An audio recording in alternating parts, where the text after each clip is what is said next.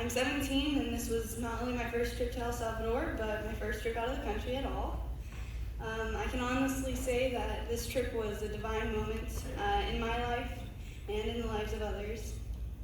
But I was caught off guard by it because my love for Christ had dwindled in time before the El Salvador trip. From the outside, it may seem as if the Christian faith and our all-good God never wavers, but we all know this is far from the truth. We all have moments of questioning. My mom and dad were both atheists when I was younger, and from that came a storm. My mom, strong as she is, was pulled to refuge from the storm when she came to God and clung to Him with dear life. When the storm cleared some, when He sent my stepdad to help us to a women's shelter to safety, we knew that God had been working in our lives. I was about 8 to 9 years old when I started to read the Bible. I always had so many questions, but was awed by God's power and His love for us. Even at a young age, I had seen the trials and tribulations, and I knew the darkness of humanity, and yet He loves us. I was a zealous little Christian for some time, memorizing scripture for JBQ and participating in all of Calvary's activities like puppeteering. Then, even after our small family had fallen in love with God and grown bigger, the storm pushed us out, all the way out to Arizona. And it was in that scorched, sandy land that, where even the plants try to kill you, I could no longer feel His presence.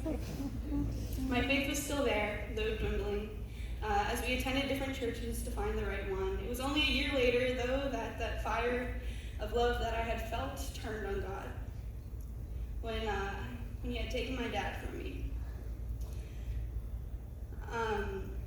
I just couldn't understand why. I learned of mortality, and I wondered how could God allow death and suffering if He's all good. Suffering of my dad, who had been sick with mental illness his whole life, who had never gotten to know God. I was angry, and I remained that way for 6 years. It was during this time that the storm followed me and my health began to decline. I started to feel these pains and aches that never left, and they're still there.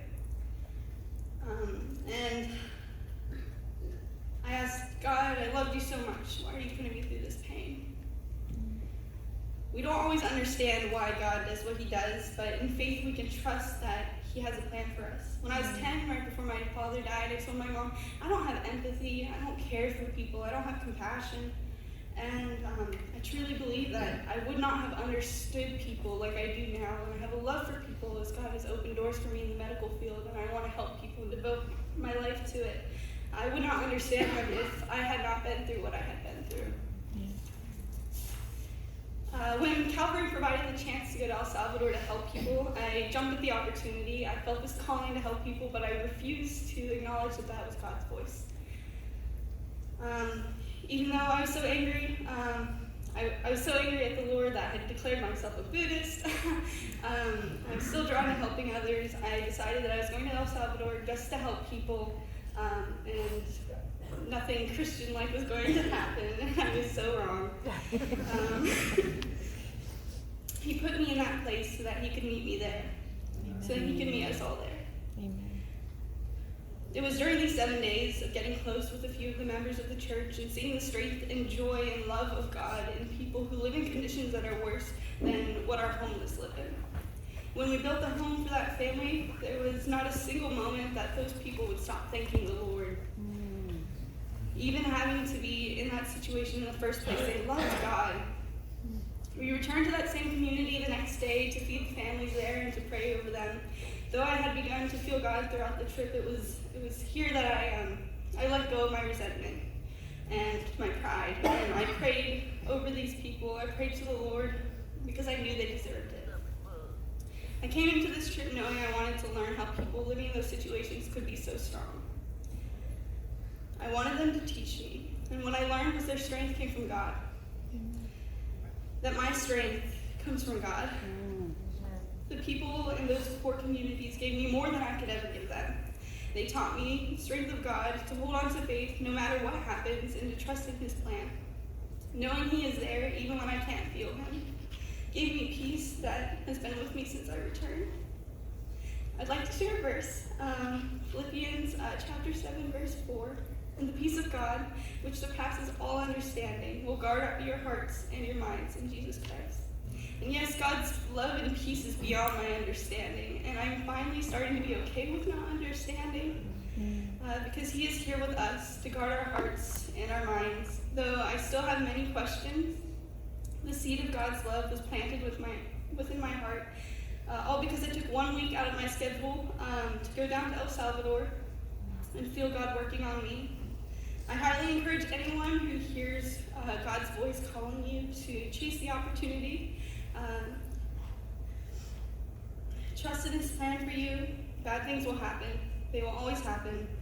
That's just the life we live, but God's peace will be with you. His strength is with you. And I'd like to thank the youth group, because I was a stranger to them. I was very busy this summer. I did not do a lot of the activities, but they still invited me to come, and it completely changed my life, so thank you.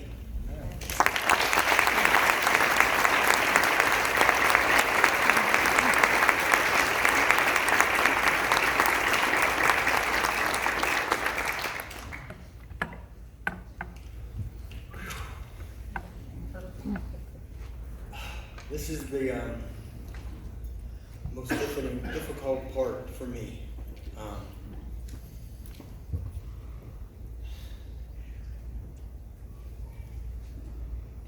Thanks, Jeff.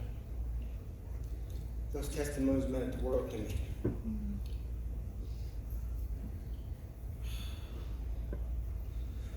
Watching the Lord move, it's amazing. Before this trip began, I wasn't prepared at all. I'll be honest with you. I was caught up in a huge project in Northside, taking all my time away from my family, and just everything, my thoughts. A week before this trip, I got hit with, I don't know if everyone knows what vertigo is. That hit me on Monday after I was in the middle of work. I ended up getting extremely dizzy, vomiting. That took place until Tuesday. And then I had a root canal scheduled for Wednesday. Yeah, I had a heck of a week. I had to skip that week. I mean, the root canal, so I was stuck on antibiotics trying to hope this pain would go away and get me through, and the spinning stopped. But I continued to say yes. And I wasn't sure what I was going to speak about or what God had in store for us, because I was totally unprepared. But I remember getting on the plane, and I knew I had 6 hours. I told Bill, I said, I have 6 hours. I'm going to hit it hard. I'm free of this house. Even though I didn't get it done, it didn't even matter. I knew I was going to pray hard. And this is the hardest I've ever prayed in my life, I'll be honest with you. And I just continued to pray the whole time. And I seek God's word constantly in the Bible. And He gave us everything. He made it happen. I mean, everything was so perfect that every day that went by, and how every kid on this trip, including myself and the leaders, we were completely 100% touched by the Lord. In a way that I can't even explain to you.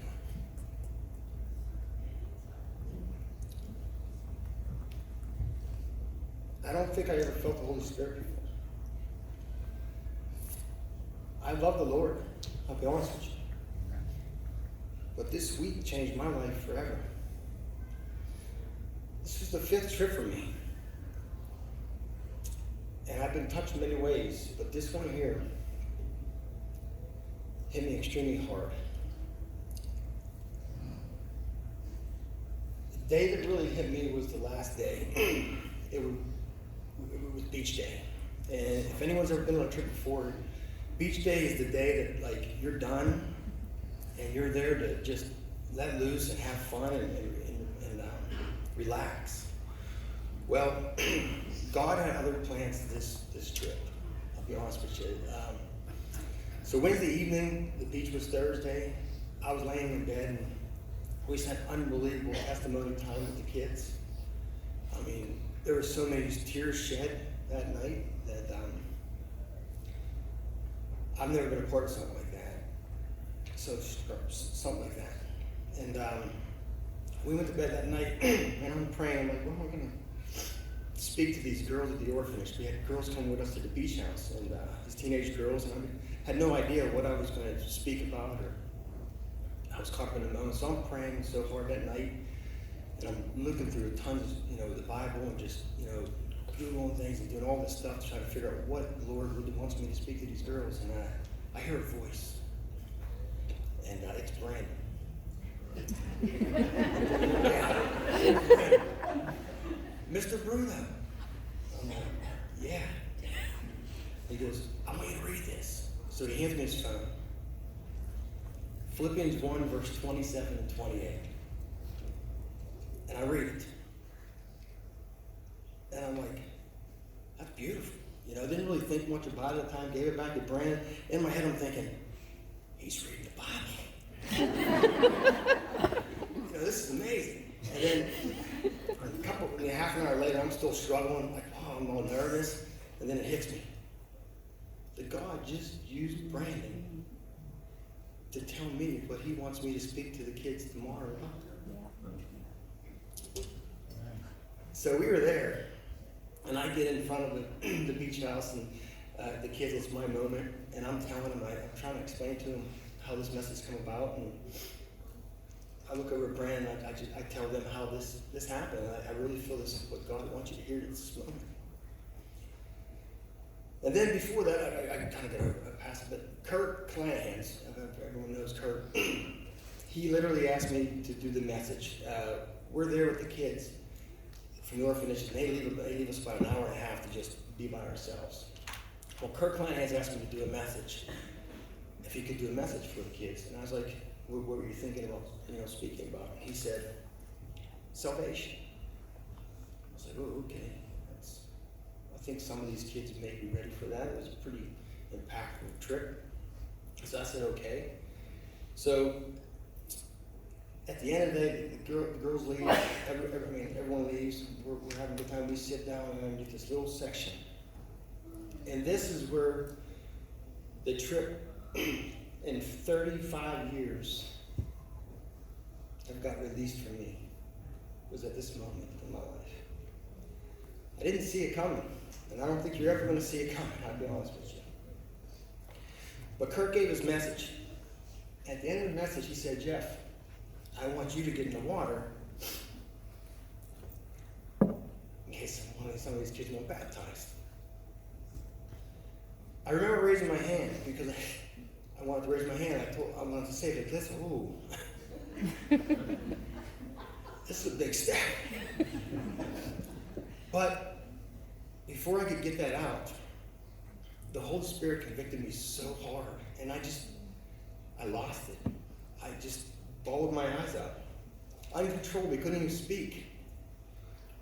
And all I remember is the kids just getting up, coming over, and just putting their hands on me, showing so much love. And I pretty much just admitted that I ran from baptism, from a lot of things, because of fear. Fear of being in front of people. Fear of showing weakness, of showing, being humble. But what I learned in that moment was in order for us to get close to the Lord, you have to get there. You have to be broken down to that point. And Kurt asked the moment that I'll never forget my entire life. Would you kids like to baptize Mr. Bruno? I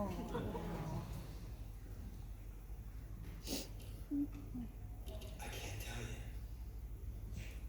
August 15th will be a day in my life that I'll never forget. These kids were stumbling over each other to put their hands on me, and they wouldn't let go as we walked to the pool. And I confessed, that I ran, and I was sorry and everything. And they dunked me in the pool. I came up and I just felt so refreshed. A new beginning. Like I let this weight that's been holding me down for so many years. I've loved the Lord, but it was just a release of not being scared, not being worried, not being, a lot of things just was released at that moment. And another unbelievable thing that came forth that moment was Kurt then asked, would there anyone else who'd like to be baptized? And I can't tell you how many hands went up. These young kids raised their hands. And I was able to baptize some of these children, Amanda and myself, in the name of the Father, in the name of the Son, in the name of the Holy Spirit.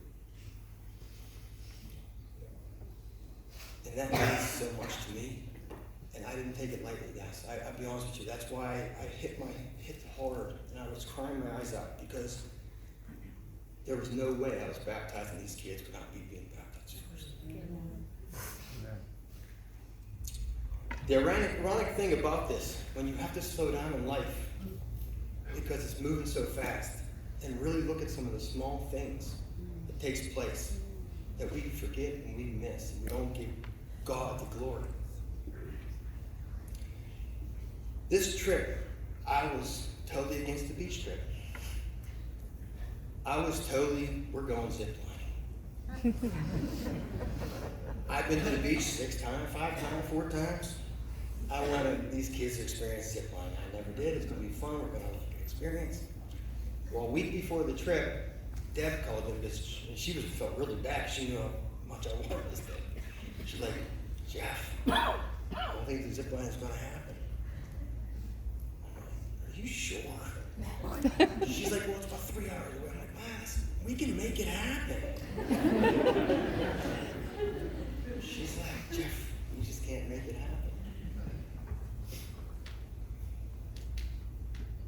Now you know why. Amen. On the day that we got hit, God hit us with a curveball that no one expected what was going to happen at that pool. It happened. Another little thing that happened that moment, it was pouring down rain. I mean, I've never seen it rain like this while Kurt was giving his salvation message. The moment I broke down and I came back up, it stopped raining. We went out to the pool and we were able to proceed. After that, we got on the bus. Let me tell you what happened. It started raining again. I don't know how you want to look at that. But I'm telling you, it was the Lord. Amen. This whole trip, man. We have another trip coming up June 27th of 2020. If you have a child or a teenager, you need to get them on board here. This is changing these teenagers' lives. It's changing my life every time I go. Last year's trip was unbelievable, but each year, God shows us something. And I just want to close again with a whole different meaning of this verse that Bill already brought up. And I want to read it again. And after hearing these testimonies, I'm really going to dive into 12 and 13 of Jeremiah 20. Then you will call to me. You will come and pray to me, and I will answer you. You will seek me, and you will find me, because you will seek me with all of your heart. Amen. And I'm going to tell you, I've never seeked the Lord. I've never seen a whole group of people with me seek the Lord, and we seek the Lord with all of our heart.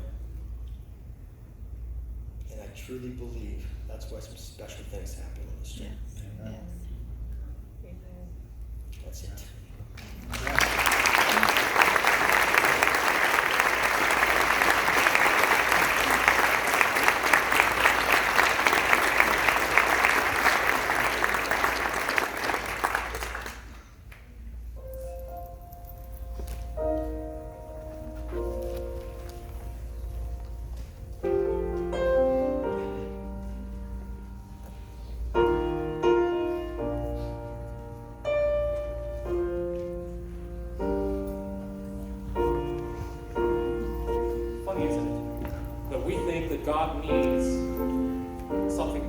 complicated and complex. All he really ever asks is for us to just say, yeah. I have no idea what I'm doing, but I'm going to do it anyway. I have no idea why I'm doing it, except that you've said, please do this. And all we got to say is yes or no. If you say no, maybe he'll be merciful and give you another opportunity. But you say yes, and look what happens. Amen. Amen.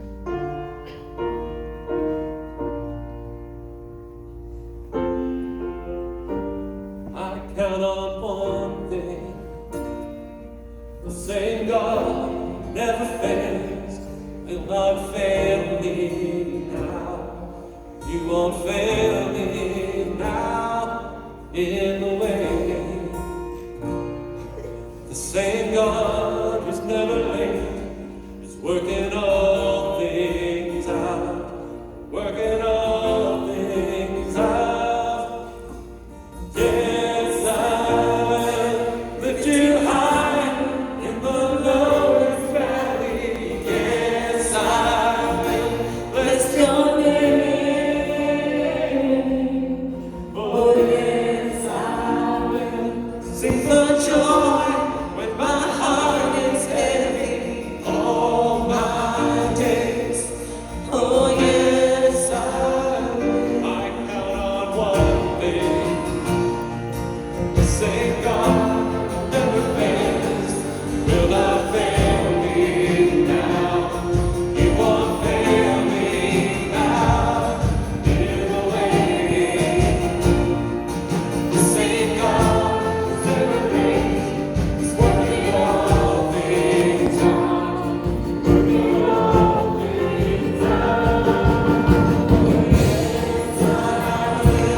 Lift you high in the lowest valley.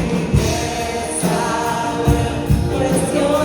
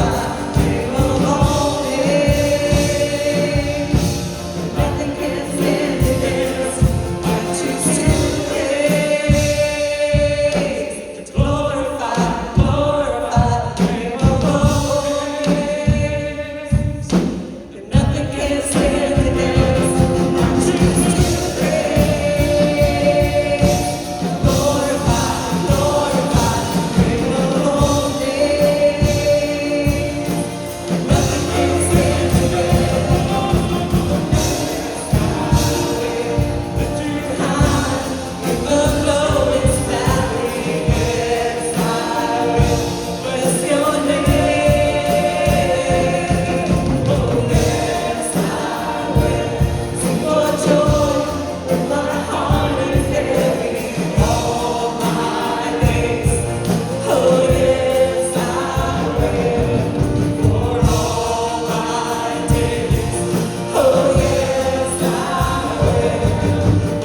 all my days. Oh, yes, I will.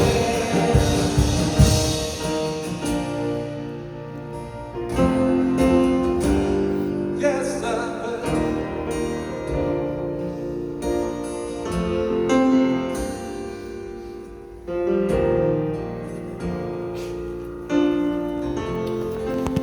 Hallelujah.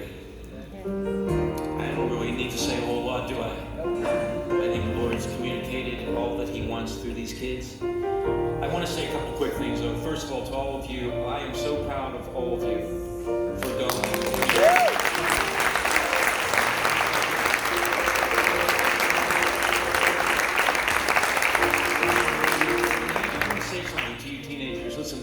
don't ever be afraid to be vulnerable. Don't ever be afraid to admit what's really going on inside you. You don't have to pretend that everything is okay all the time. Heck, everything is okay none of the time, really. That's the truth. And we're always going through something. We all have our doubts. We all have our fears. We all have our angers, even against God. We all have it. Just don't let that hold you back. Don't think you need to pretend. Not in front of your parents, not in front of the church, not in front of me. Amen. You are who you are, but you have that the Lord has etched himself somewhere down inside your soul. And he will pursue you all the days of your life. Even when you sort of walk away, he'll catch you. He'll find you. And he'll bring you back. But this opportunity you took when you said yes to going, you see the breakthrough that happened. And there will be more breakthroughs in store for all of you. There will be more things now God will call you to do. And it probably you're going to feel the same way. When you get that call, you'll feel, I don't want to, I can't, I'm busy. As often as you can, say yes to the Lord. And so my message for all of us here and all of you here today, just real simply, I want to just read this one quick passage in Judges. This is about the story of Gideon. During a time in his life where things were not going well in Gideon's life, the Midianites were hurting the people of Israel. In other words, he had enemies, he had problems, he had people that hated him all around him, and he was afraid. He admitted that he was afraid. He was hiding. He didn't want to do anything. He thought if anyone was going to do something heroic, it's not going to be me. That's what Gideon thought. How many times do you sit there and you think if someone ought to do something for the Lord, someone should go to El Salvador, someone should go and minister, but not me. Not me. And that's the way Gideon was. And this is what the Lord said to him. It says the Lord looked right at him and he said, go in your strength. Now remember, he just got done admitting he didn't have any strength. But God said, that's all right. Go in your strength because you will deliver Israel from the hand of the Midianites because I have sent you. See, that was the key ingredient. He was saying, if I send you, it's not really about you. Go ahead and be in your strength or in your weakness. But if I send you, you'll be special. Something special can happen. He could have argued, yeah, but my faith is small. But God said, that's okay, because mine's not. He could say, my strength is so limited, but God would say, that's okay, mine's not. Yes. All God is saying is, I just need a willing vessel. I need someone to say yes. If Gideon would have said no, God would have found someone else. But Gideon would have went on and lived a boring, non-essential life. Always just looking at someone else doing the things. That's right. While he stayed home. While he stayed safe. I'm so blessed that we have this El Salvador ministry in our church because it makes sense. Amen. We're actually going down and helping people who need help. That's right. But we're actually helping ourselves too. That's right. Because everybody that goes comes back with a testimony like this. It's not really about what house they built. Those houses are important. It's not about the food they gave. The food's important. What was really, really essential is what God can do to you when you leave your comfort zone, when you leave your house, when you leave your place of safety, when you stretch yourself. I'm so glad to hear just by every one of them said, even the week coming up to it, I didn't really know if I wanted to go. That's normal. That's altogether normal. And so when you hear about these future trips, you're going to, I guarantee you the first response is going to be, I don't think I could go. I've got this health problem, or I've got this work problem, or I'm afraid, or I'm not even close to God. But you see what happens when you step out. We don't make you step out here. I don't go and approach anybody. I don't try to shame anybody. We just make the offer. But say yes and see God change the world and you. One last thing before I close. May I just say about Jeff? Jeff is the most unlikely leader of a mission trip that I know in our church. I know a lot of people here, but Jeff, I think you would have taken the gold medal of not leading a trip. Jeff was too afraid. When I asked him to give announcements a couple years ago, he looked like he was about to throw up. And he said, he avoided me for about a month. I could never even find him. He said, it's just not me. I can't do it. I'm not an upfront guy. I sit in the back for a reason. I just don't want to be noticed. I don't want to do it. And then somehow God put a hold of him and is shaping him more and more every trip. And Jeff is now a leader in our church. And impact.